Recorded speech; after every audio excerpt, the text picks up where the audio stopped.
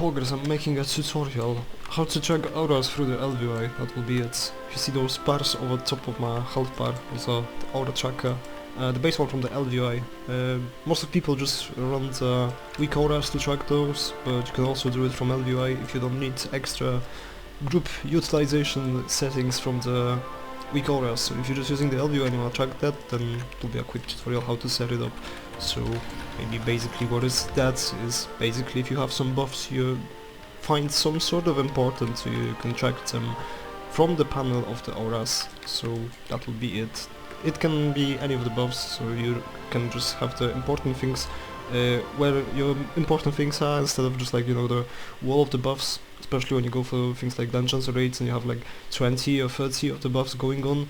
You don't need to track all of those 30, you just need like one or two. So obviously they impact your gameplay in any sort of the way. For example, some defensive buffs or moments where you want to burst or do some other rotation than you do usually. For example, with me having a trinket that reduces my mana, if I have 6 stacks and I have to use them within the 10 seconds and I have the aura for that, then I probably want to, you know, like just go full meat on the mana spending, so I don't waste any of the potential of that if I cast that.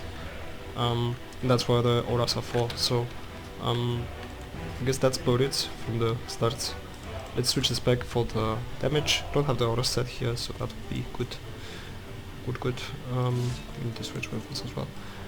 So first thing you do, you want to have the auras enabled. So from the unit frames and within the player tab, you find a tab which is called aura bars, I guess, which is over here, and you set it enable. If it's disabled, then anything going to show up. You want to enable that. And those panels over here, just basically how the auras look like, not how they behave. So next thing, like if you have that enabled, you can just check how they look like. We can take the show auras, and yeah, we have the the preview how exactly tracking those things works like.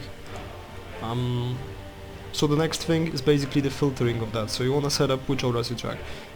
By default, it has some of the filters like personal, some priority list. You can switch the filters, but you don't want to do those.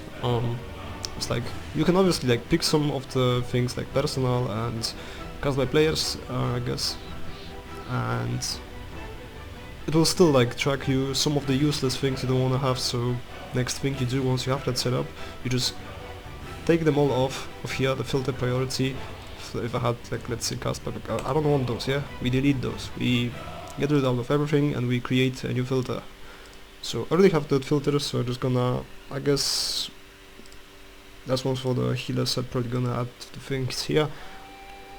And you have, once you have your filter, yeah, you wanna have the IDs of the buffs. So next thing, which is sort of important, is the buff itself. Like let's say wanna track the Storm Earth and Fire. It has some ID, but that's not the ID we want, that's the ID of the skill. So like see, it's 137 something, you press that, it goes to my buffs, it's a different buff. So we wanna have the ID of that, it's 137 69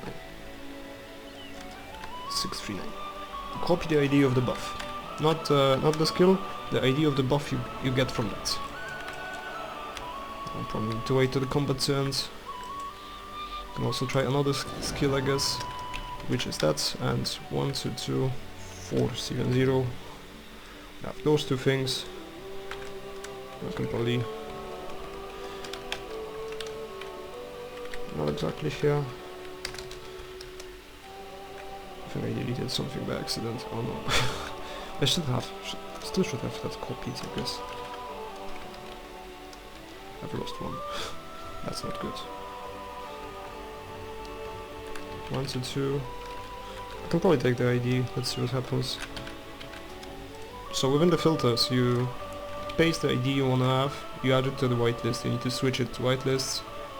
Within your build, within your filter I mean, you just add it, and on the list of the things you track will appear, so you can have that. And let's try to add the ID of the skill to see if it works or not. Maybe it works, I'm not sure. And we add those two things. So once you have those added to your filter, next thing you want to do, we could do already before, within the player and auras, you just add the filter you created to filter priority. so that will be this one, and you can remove all the other ones. Well, we need that for now, and let's see if something changed. See, basically once I pop the skill, it starts tracking my aura, so how exactly I can use that at the moment is basically, since can't even cast skills with that. About to die as well. Am I dead already?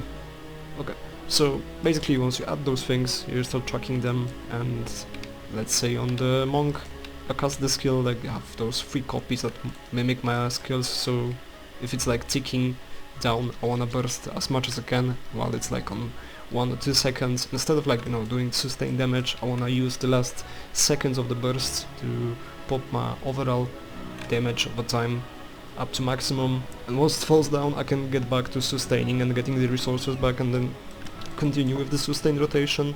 But the last few seconds of that, if you track the auras, is basically when you can squeeze out the highest DPS difference within that. So let's see, the Touch of Karma, it actually tracks the aura from the ID, which is good. Maybe the ID is the same, I'm not sure.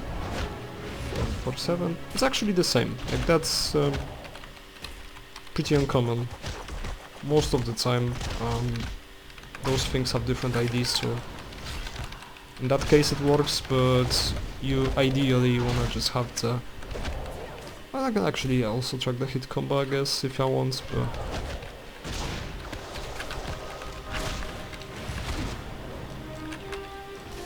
You see, adding those things makes a bit of a difference. You have more control of what's happening, so if you just pick the ones you need, the ones that affect your playstyle in any sort of a way, and it's good.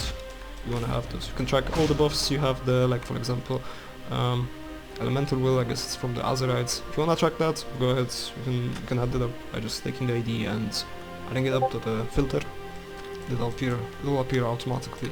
So, other cool trick, it's basically like within the elvui, within the filters, like you see I have those filters, like basically from those filters, one is the healing buffs and one is the tank and DD setups, so it's like a mix of everything. Like we have some of the shaman, some of the dead knight and some of the demon hunter, and we have monk as well, so just to make it a bit more convenient, instead of like, you know, like making 20 filters for 20 different characters and then like, you know, swapping spec, then going back to auras and tracking it back again. Just fuck that. Make one filter, add everything in there you wanna track, because obviously when I'm on a monk, I won't custom myself like the tanking skill from a demon hunter, yeah? So it doesn't matter. It can be in the filters, I don't need to, I won't see that. I only see the things that I custom myself, so makes it easy and convenient. I'm out of range.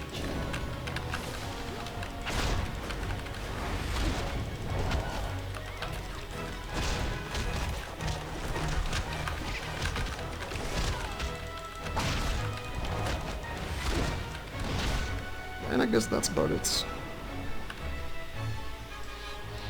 If you need the user interface I'm using, I posted in Wago, so you can download that. We'll probably add the link in the description. Hope that helped someone at least a little bit. And cheers and have a good day.